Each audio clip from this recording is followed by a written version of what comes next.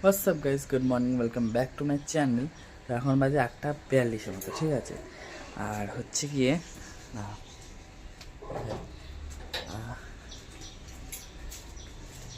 আমাদের ওইখানে দেখুন একটা হনুমান দাদা এসে বসে আছে, ঠিক আছে। এর আগের দিনকেও এসেছিল, তাকে কলা টলা দিয়েছিলাম, খাওয়া দাওয়া করেছে, ঠিক আছে, করে ঠরে গেছে। এবার ও মনে হয় এখান থেকে আর যাচ্ছে না, বুঝলেন। তা আমি আজকে আবার দুখানা আলু নিয়ে রেখেছি দেবো বলে, কিন্তু ও এদিকে তাকাচ্ছেও না, ওইদিকে তাকাচ্ছে না, বুঝলেন। তো না তাকালে আমি দিয়ে দিতেও পারছি না। এরকম কিছু একটা অ্যাক্সিডেন্ট ওর হয়তো ওর সাথে হয়েছে, সেটা ইলেকট্রিকের শকই লাগুক বা ধাক্কায় খাক, কিছু একটা হয়েছে। তো এখান থেকে আর যাচ্ছে না, ও শুধু এদিক ওদিক দেখছে। আমি যে আলুটা দিচ্ছি সে আর আলুটা দেখছে না, খেয়ালই করে না, তাকাই না। তো ও আর এটা খেয়াল করছে না, দেখতে পাচ্ছে না নাকি কে জানে, আমার আর দেখতে পাচ্ছে না। কি দাঁত গাইস, হাই তুললো আর সেই সামনের দিকে কি দাঁত, ও তাকাই না। আজব পাবলিক। এ মা, হাঁচি মারে।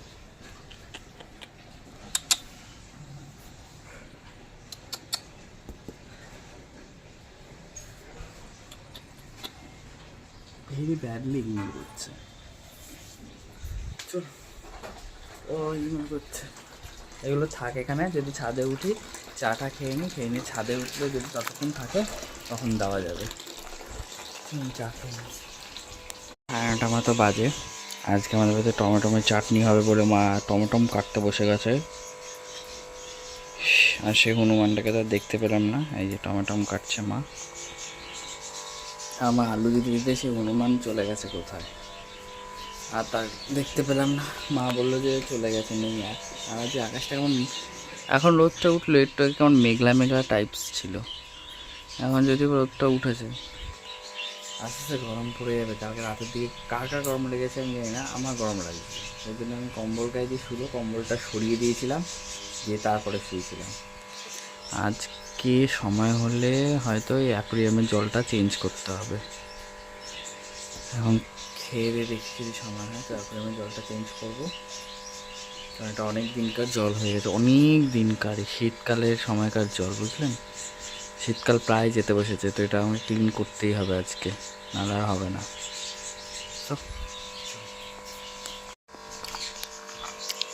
তো এখন ঘড়ি কাটা চলে গেছে 10টার দিকে, আর আমি খেতে বসেছি। যে মা তরকারি করেছে বড়ি সিম আলু দিয়ে তরকারি, এটা আমাদের শীতকালে প্রায় হয়ে থাকে। তো এখন 10টার মতো বাজে, আর আমি এখন খাবো। খেয়ে দিয়ে বললাম একদিন ক্লিন করুন, তো চলুন খেয়ে দিয়ে নিই, তারপর কোনো সাথে কথা হচ্ছে, ঠিক আছে।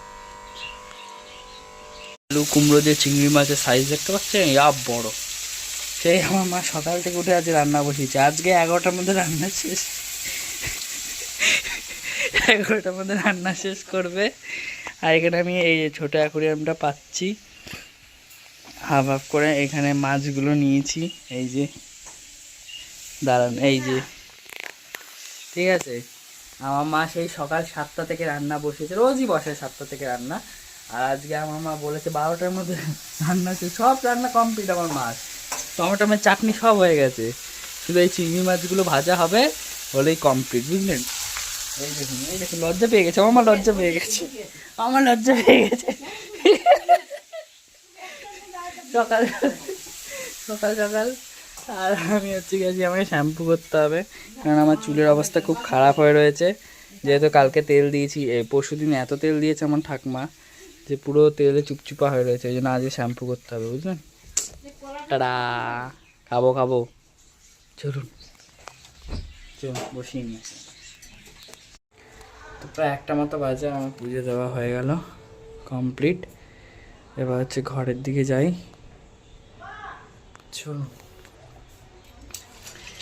আমি আজকে এসেছি কটা, 12টায় এসেছি, 1 ঘন্টা হলো। এখন যেহেতু ঠান্ডা, তাই সেই কারণে মালাগুলো রয়ে গেছে, গরমকালে এতদিন মালা টিকবে না। এবং শীতকাল বলে একমাত্র মালাগুলো রয়েছে। হনুমানটা যে কোথায় গেল, সকালবেলা দেখলাম ওখানটা বসেছিল, এখন আর দেখতে পাচ্ছি না। তার মানে এই যা হঠাৎ করে আমার ক্যামেরা জুম হয়ে যায় বেশি বেশি, চলে গেছে। এই দেখুন, এই ধূপকাঠিগুলো আমি জ্বালিয়েছিল, মা বলছে 2টো করে জ্বালাতে পারতিস, একসাথে 4টে জ্বালিয়েছিস। সেন্টটা আমার খুব ভালো লাগে, আমার দাদুও জ্বালাতো। চলুন এবার ঘরে যাই, প্রসাদটা নিয়ে ঘরের দিকে যাওয়া যাক। তো আমাদের লাঞ্চ টাইম হয়ে গেছিলো। আর আজকে লাঞ্চ মেনুতে ছিল চিংড়ি মাছের তরকারি আলু কুমড়ো দিয়ে, ওখানে আছে পেঁপে শুক্তো আর মাছের ঝোল। ওই মাছের ঝোলটা কালকে, বুঝলেন। 1:40 মতো বাজতে যাচ্ছে, আর রোদও উঠেছিল আর বেশ গরম গরম লাগছিল, বুঝলেন। আর এখানে আমি বসে আছি খাওয়ার জন্য, মা খাবার দিচ্ছে, আর ওখানে রয়েছে বাবা বসে। আর রোদের তাপ দেখেছেন, ঘরে প্রায় আলো হয়ে গেছে লাইট জ্বালানোর পরে। চলুন খেয়ে নিই। তো গাইজ এখন 5টা মতো বাজে, আর আমি সবে ছাদে জল দিলাম। আর বলো। হ্যাঁ আজকে দিলাম।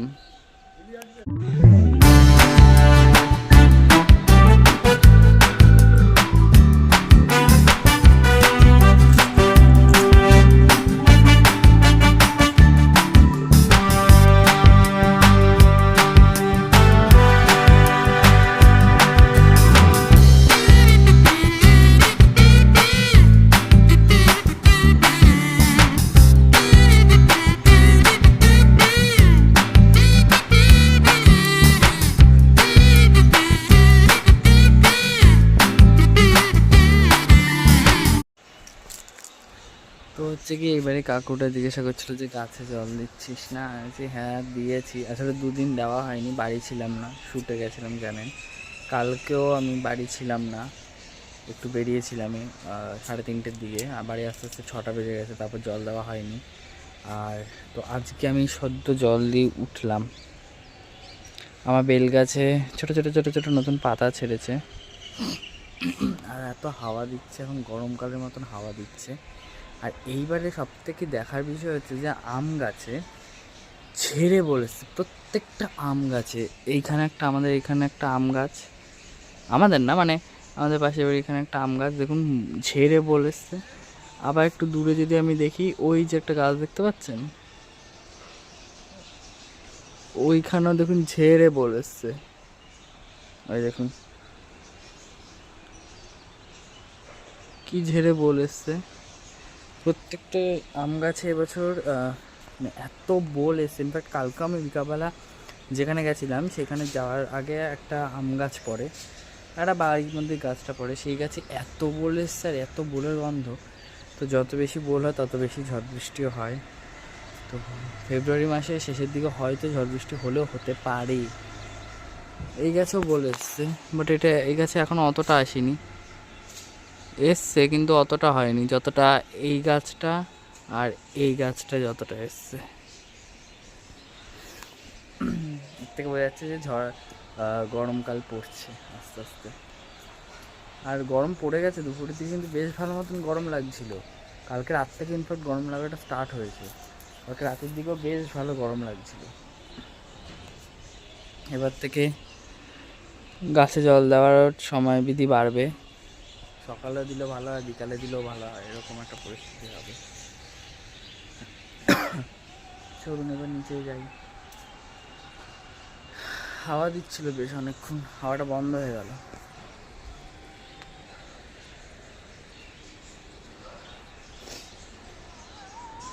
কোথাও একটা ইয়ে হচ্ছে, ঠাকুরের নাম গান হচ্ছে অনেক দূরে। চলুন নিচে যাওয়া যাক, চলুন। তো এখন হচ্ছে কি সন্ধেবেলার দিকে আমি ম্যাগি খেতে বসে গেছিলাম। আমার ম্যাগি খেতে ইচ্ছা করছিল, মাকে বলেছিলাম একটু ভেজে দাও। 6টা বাজতে 5 মিনিট বাকি, আমার ইচ্ছা করছিল একটু ভেজে দাও। তো হচ্ছে গিয়ে চলুন, 6টা বাজতে 5 মিনিট বাকি তো হয়ে গেছে। এবার হচ্ছে গিয়ে টুকটুক টুকটুক করে রেডি হব খেয়ে দে। তো চলুন হ্যাঁ যাওয়া যাক। তো হচ্ছে কি আমি রেডি হয়ে গেছি যাওয়ার জন্য, আর হচ্ছে বললাম যাবো খাবার আনতে একটা নতুন জায়গায়। তো সেই জন্য রেডি হয়ে গেছি। বাবা বলছিল ফুলাতে একটা কিছু পর, আছি না বাবা গরম লাগছে, ওই জন্য আর ফুলাতে কিছু পরিনি, হাফ হাতা এই টি শার্টটা পরলাম, এটাই যথেষ্ট। আর গরম গরম লাগছিল, ঠান্ডা কিন্তু ছিলই না, প্রায় ঠান্ডাটা চলেই গেছিলো বুঝলেন। সো চলুন যাওয়া যাক।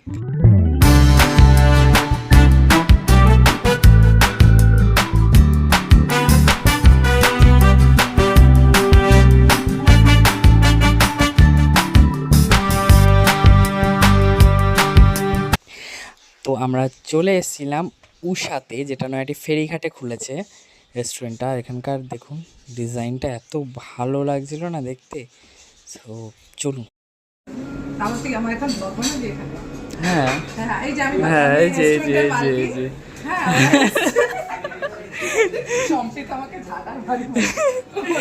এটা আমি রেস্টুরেন্টের মালিক। হ্যাঁ হ্যাঁ ওরা উষাতে এসেছে। না এই দিদির বাড়ি খুব ফেমাস হয়ে গেছে না ব্লগে। হ্যাঁ ব্লগ ওরাই করেছে, দিয়ে যাই আমি করেছে আমার বাড়িকে ফেমাস। হ্যাঁ ও আছে, আরো অনেক ব্লগার আছে আমাদের এখানে অনেকেই আছে, যেমন একজন জিনিয়া দি। হ্যাঁ জিনিয়া দিয়ে। আর এটা হচ্ছে আমি উষাতে বসে আছি। হ্যাঁ খাবার পার্সেল হবে আমাদের, পোলাও চিকেন পাতা, সেই জন্য বসে আছি। এই ব্লগ সবাই দেখবে। চলো দেখা হচ্ছে।